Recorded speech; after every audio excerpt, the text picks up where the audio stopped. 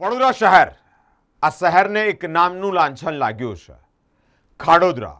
વિપક્ષ અનેકવાર દાવાઓ કરે છે કે આ તંત્ર મનમાની કરે છે, રોડ રસ્તામાં પણ ભ્રષ્ટાચાર કરી અને લોકોને હેરાન પરેશાન કરે છે. તો આપણે જોયું અલગ અલગ જગ્યા પર ચોમાસા દરમિયાન વરસાદ પડ્યો અને વરસાદ દરમિયાન અલગ અલગ જગ્યા પર મસ્ત મોટા ભૂવા, મસ્ત મોટા ખાડા, મસ્ત મોટા ડિસ્કો ડાન્સિંગ જેવા ખખડધજ રોડ રસ્તાની બિસ્માર હાલત.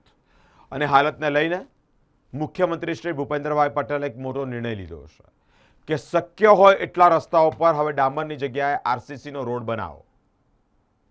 આ રોડ રસ્તાની હાલત સીધી થાય, નાગરિકોને તકલીફ ન પડે તે અંતર્ગત મુખ્યમંત્રીશ્રીના આદેશ બાદ મહાનગરપાલિકા એક્શન મોડમાં આવ્યું. વડોદરા શહેરમાં લગભગ 26 જેટલા રસ્તાઓ હવે આરસીસીના બનશે. મહત્વની બાબત એ છે કે તંત્ર અવેર થાય, તંત્ર જાગૃત થાય, તંત્ર લોકોની ચિંતા કરે એ જરૂરી રહ્યું છે. અને મુખ્યમંત્રીની ટકોર બાદ તંત્ર જાગ્યું છે. વડોદરા મહાનગરપાલિકામાં મુખ્યમંત્રીશ્રીના આદેશ બાદ હવે લગભગ 26 જેટલા રોડ એ આરસીસીના બનાવવામાં આવશે. ચોમાસું આવે એટલે વડોદરા એક ખાડોદરા બની જાય. હાલમાં પણ વર્ષો અને જ્યાં વડોદરા શહેરના રોડ રસ્તાની ખખડધજ હાલત આપણે જોઈ. મસ્ત મોટા ભૂવા, મસ્ત મોટા ખાડાઓની ભરમાર. વરસાદી પાણીના કારણે ડામરના રસ્તાઓ ધોવાઈ જતા હોય, વાહન ચાલકોને ખાડાઓમાંથી પસાર થવાની ફરજ પડતી હોય. રોડ રસ્તાની આ સમસ્યા કાયમી ઉકેલ કરવા માટે હવે સિમેન્ટના રસ્તાઓ બનાવવાની દિશામાં સરકાર આગળ વધી રહી છે. વરસાદમાં રાજ્યભરમાં રોડ પર ધોવાઈ જતા માર્ગ મુખ્યમંત્રી ભૂપેન્દ્રભાઈ પટેલે ગંભીરતાથી લઈને મહત્વનો આદેશ આપ્યો. સીએમ ભૂપેન્દ્રભાઈ પટેલે શહેરો અને નગરોમાં ડામરના બદલે હવે આરસીસીના રોડ બનાવવાની કડક સૂચના પણ આપી છે. આરસીસીના રોડ બનવાથી રસ્તાની મજબૂતી વધશે.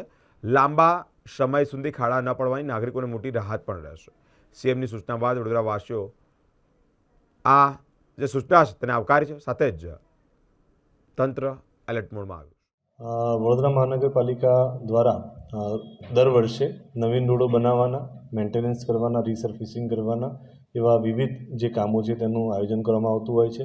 આ વર્ષે પણ નવા વર્ષની અંદર લગભગ 1,000 કરોડ જેટલા ના ખર્ચે રસ્તા બનાવવાનું આયોજન કરવામાં આવ્યું છે.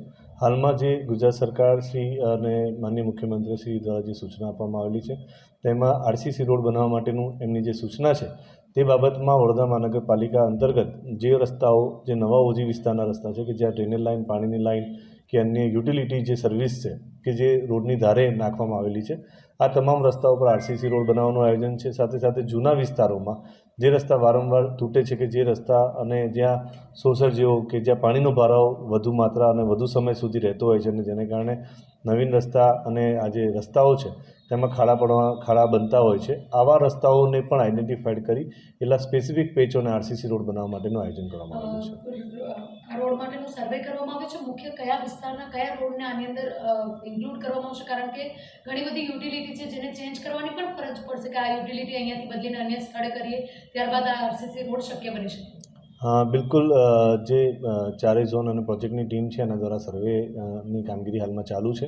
જેટલા પણ ઓજી વિસ્તાર છે કે જેમાં યુટિલિટી સર્વિસ હાલમાં અત્યારે જ પૂર્ણ કરવામાં આવેલી છે, તાજેતર ટૂંક સમય પહેલાં જ, એવા તમામ રસ્તાઓને આરસીસી રોડ બનાવવાનું આયોજન કરવામાં આવશે. સાથે શહેરના કેટલાક રસ્તાઓ જ્યાં નીચાણવાળા વિસ્તાર છે કે જ્યાં પાણી વધુ માત્રા સુધી ભરાઈ રહે છે અને નવીન રોડોને પણ એમાં નુકસાન થતા હોય છે, એવા બધા પેચના આઈડેન્ટિફિકેશનની કામગીરી હાલમાં ચાલુ છે. ટૂંક સમયમાં તેના ટેન્ડર પણ થશે અને કામગીરી કરવામાં આવશે. અગાઉ 3 રોડ પાલિકા આરસીસીના બનાવી ચૂકી છે. એ રોડનું અત્યાર સુધીનું એક્સપિરિયન્સ કેવો રહ્યો છે? યુટિલિટીને એમાં કેવી રીતે એડજસ્ટ કરી હતી જેના લીધે રોડની પણ ફેસિલિટી વ્યવસ્થિત રહે અને યુટિલિટી પણ ના ખોરવાય? બિલકુલથી.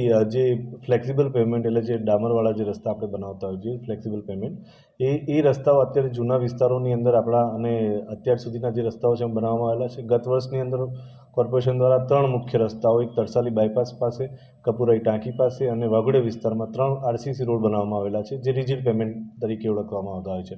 રિજિડ પેમેન્ટનું પરફોર્મન્સ એ ફ્લેક્સિબલ પેમેન્ટ કરતાં લગભગ બમણું હોય છે. એટલે 10-12 વર્ષ કે 15 વર્ષ સુધી આ રસ્તાઓને કશું નુકસાન નથી થતું. પરંતુ આ રસ્તાઓમાં યુટિલિટી જે છે પહેલાં સેફ પ્લેસ ઉપર એટલે કે રોડની ધાર ઉપર શિફ્ટ થઈ ગયેલી ખૂબ જરૂરી હોય છે, કારણ કે એકવાર રસ્તા બન્યા પછી અવારનવાર એ રસ્તો તોડવો ના પડે. એટલે એના માટેના સર્વે કરીએ છીએ અને એ સર્વે બાદ જે રસ્તાઓ આરસીસી કરવા યોગ્ય છે તમામ રસ્તાઓ પર આરસીસીની કામગીરી કરવામાં